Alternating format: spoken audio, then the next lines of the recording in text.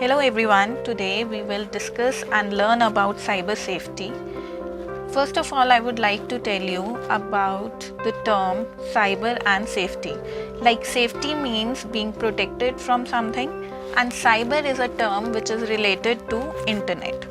The internet is just a part of life nowadays. There are so many things we can do online. But the question is, should we trust the internet? And the answer is yes. With the right tools and few common sense precautions, you can protect yourself online. If you put security software on your computer and are careful about giving personal information to strangers, you should be just fine.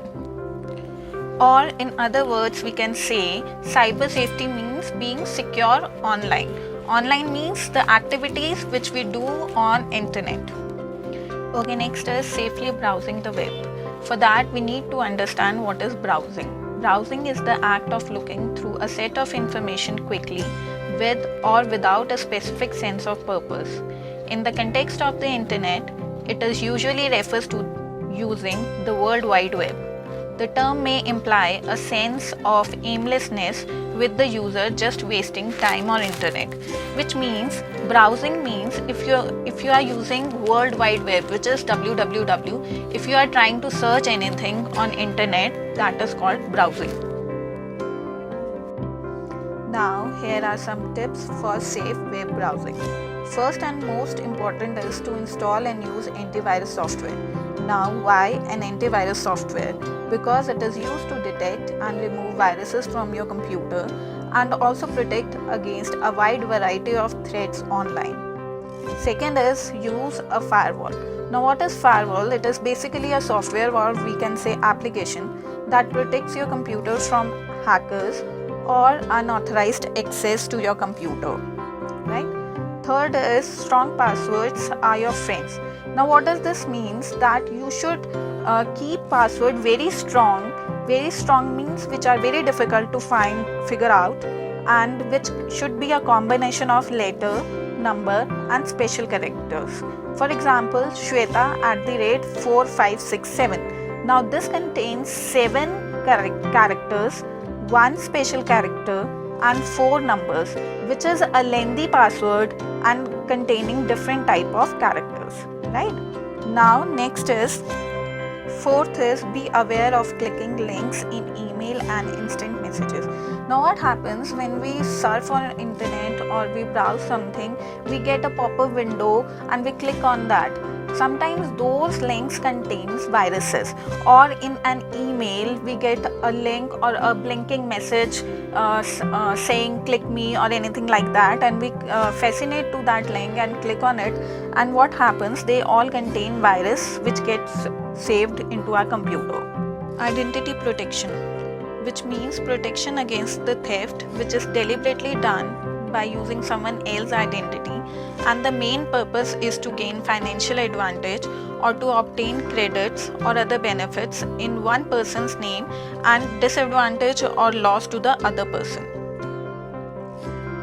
And now here are some ways to prevent identity theft, or we can say how can we protect our identity. First is use strong password and pins and keep passwords and pins safe. Again, strong passwords means a lengthy password which contains multiple characters, special characters and numbers, right? And to keep them safe, don't disclose your password or pin to anyone. Next is create login password for all devices. All of your devices which is connected to internet should be password protected. Second is be aware of phishing scams. Now we will be discussing what is phishing in future, but for now I will give you some examples of phishing scams. Now if you get an email which is asking you about your personal details or your account details, bank account details, then it can be a kind of phishing scam, and you are getting a call from any company asking for your credit card details. That is also an example of phishing scam. Next is check security when shopping online. If you are shopping online on internet and you are paying online or on internet, then you need to check the authenticity of that website, right? Next is take care when posting any personal information on social media. Like what happens nowadays, what we do is we upload our personal information that I am there at certain place at certain time, which is not secure at all. We should not share our very personal information to the public, everyone on social media.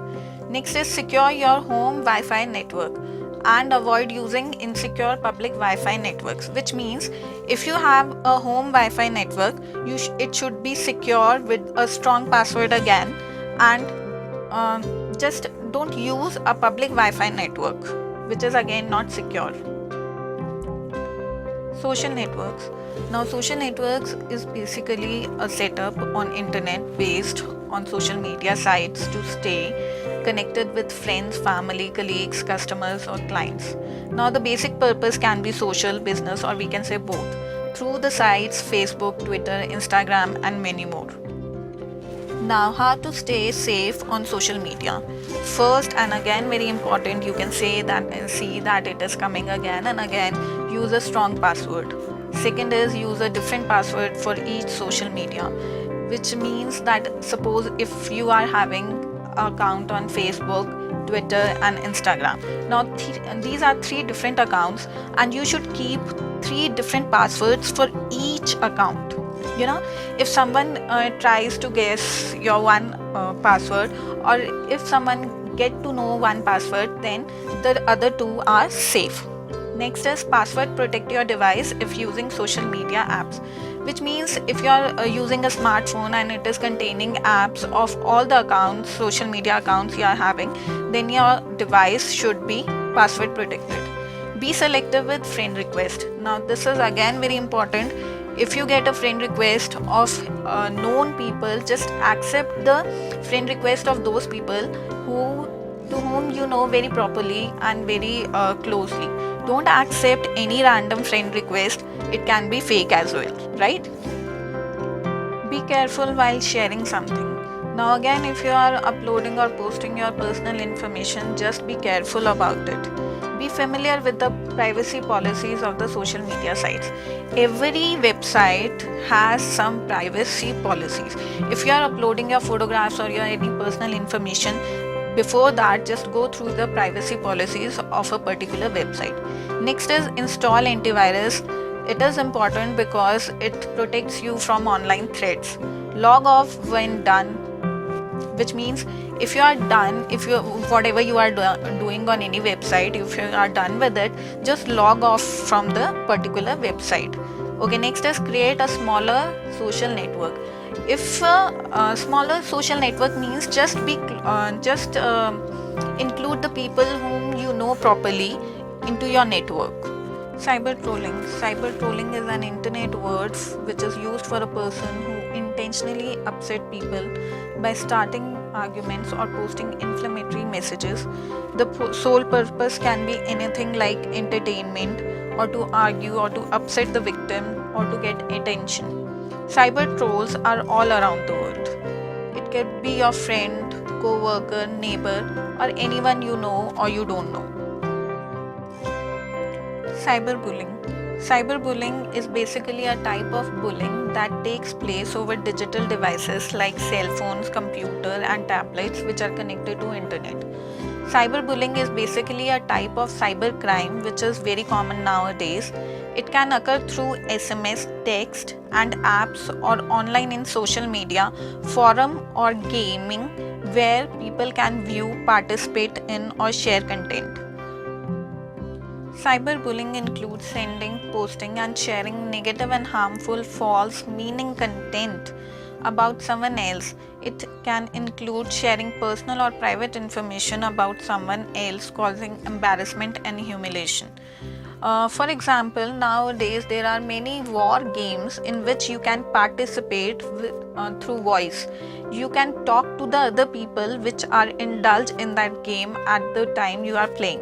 Or we can say that on social media, if your account is hacked or someone else make an account with your name or your photographs, or we can say that if you have uploaded some photographs on your account, and some people just copy the photograph and paste it or use it to humiliate you or something like that.